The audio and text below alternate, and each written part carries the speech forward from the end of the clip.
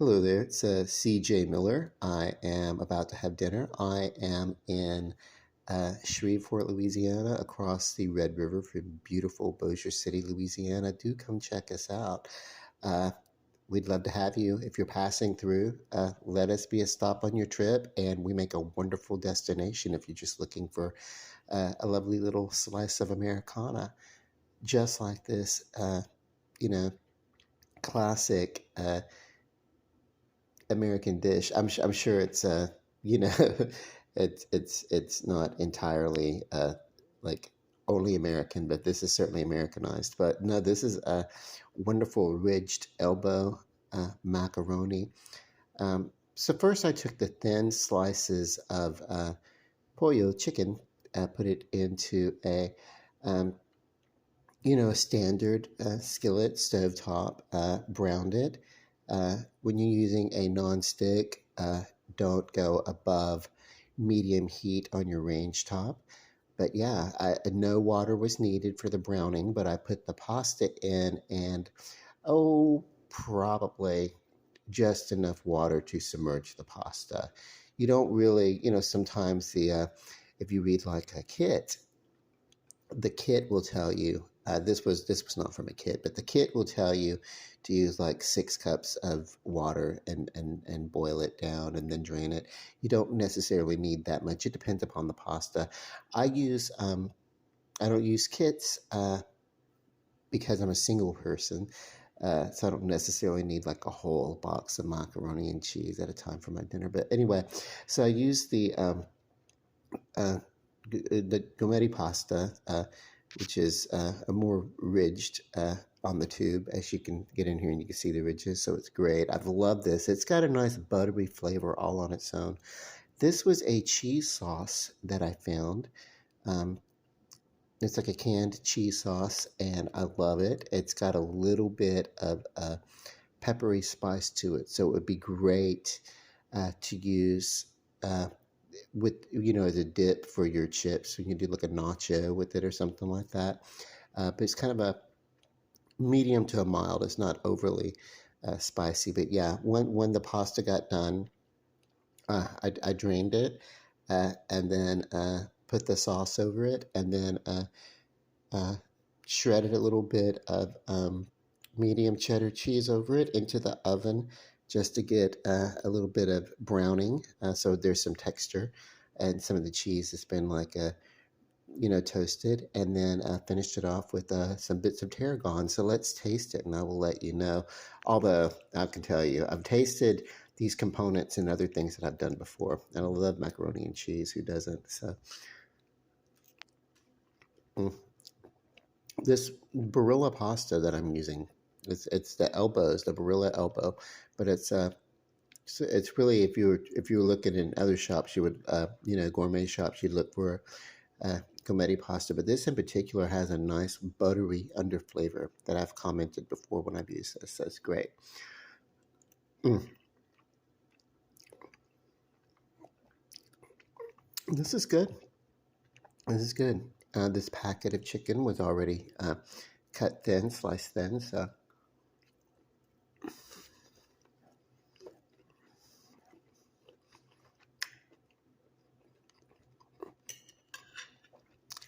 it's really good. It is really good. Um,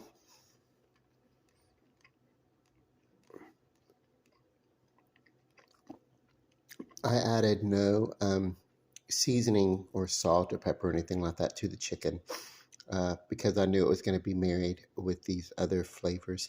Now, this is my first serving, and it was probably about a sixth of of the skillet.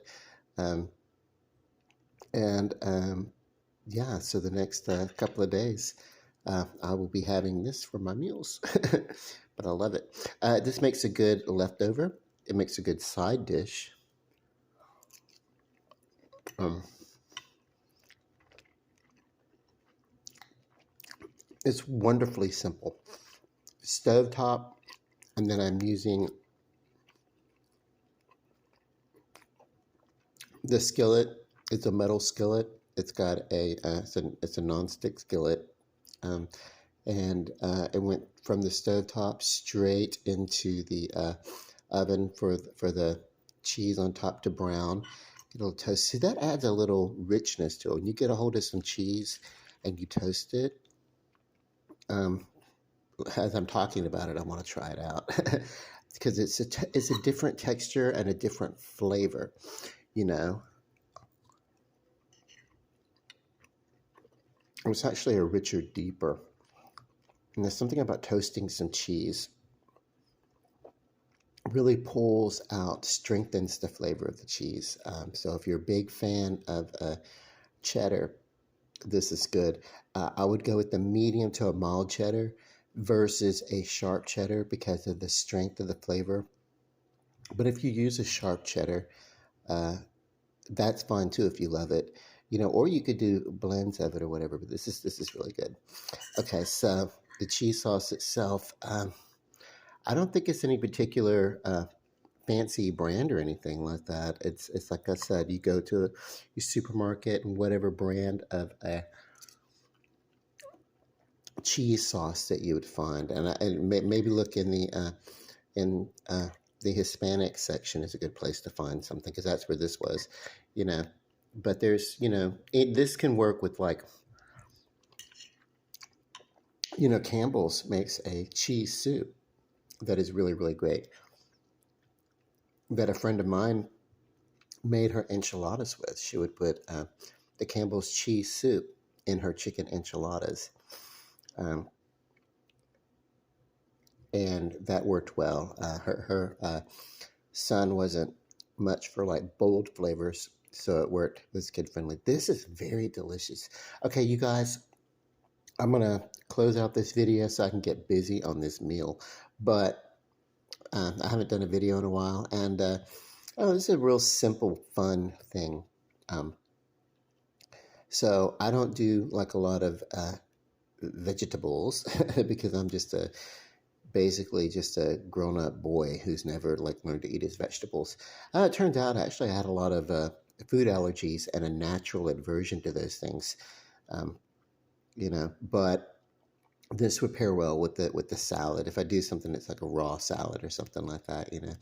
But as I said, it makes a good main course like this, or in smaller portions could be a side dish. Uh, and chicken works great, but there's other things. This would be really, really good if you had like some crawfish tails. I'm from Louisiana. We eat crawfish. This would be great with crawfish tails. I think I'm going to try that next time I do this. Get a hold of some crawfish tails, or the next time I go to a crawfish boil. I know what I'm doing with my leftover crawfish. Okay, I love you guys. Uh, you know, love, light, and ciao.